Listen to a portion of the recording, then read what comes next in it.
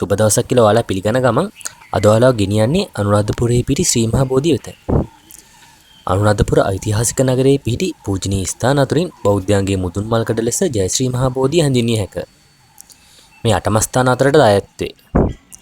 මිහිඳු මහරහතන් වහන්සේගේ උපදෙස් මත දේවානම්පියතිස්ස රජතුමා විසින් තම බෑනා වූ ආරිට්ඨ කුමරු අත ධර්මාශෝක රජතුමාට යවන ලද ඉල්ලීම පිළිගත් එතුමා දඹදිව ශ්‍රී ජය මහා බෝධියෙන් ලබාගත් දක්ෂිණ ශාඛාව සංගමිත්තරණිය ඇතුළු පිරිසක් සමග ශ්‍රී ලංකාද්වීපයට වැඩම කරන ලදී.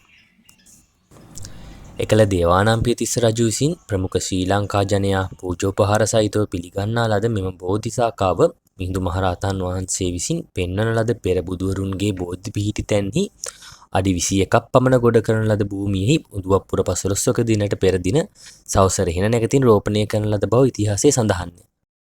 ශ්‍රී මහ බෝධියේ පිහිටි තවත් සුවිශේෂී අංගයක් වන්නේ එහි රන් වැටයි. ශ්‍රී මහ බෝධිය පිහිටුවා ඇත්තේ සාමාන්‍ය පොළොව මට්ටමේ සිට මීටර 6.5ක් පමණ උසු වේදිකාවක් වැනි බිමකයි. ඒ වටා වැටක් තිබේ. එය අද කාලයේ ශ්‍රී ලංකාවේ මෙන්ම ලෝකේ පුරා බෞද්ධයන්ගේ වන්දනාමානයට පාත්‍ර වන පූජනීය වස්තුවක්. මේ ප්‍රාකාරයේ ගොඩනංවන ලද්දේ කීර්තිසිරි රජසිංහ රජුගේ යුගයේ.